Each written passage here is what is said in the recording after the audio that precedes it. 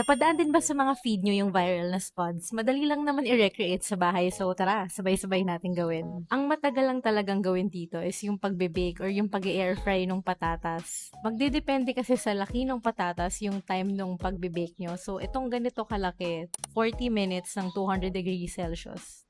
Nag-microwave na rin ako ng Hunt's pork and beans para mainit-init pa.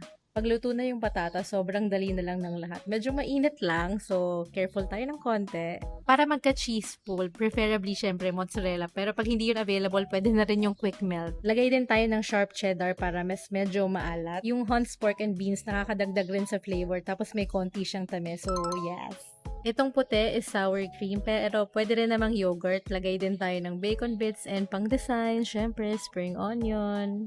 And there you have it, diba? Ang dali lang gawin ng viral spuds sa bahay. In fairness, yung isang patatas, nakakabusog talaga siya. Parang pwede na siyang isang meal for breakfast.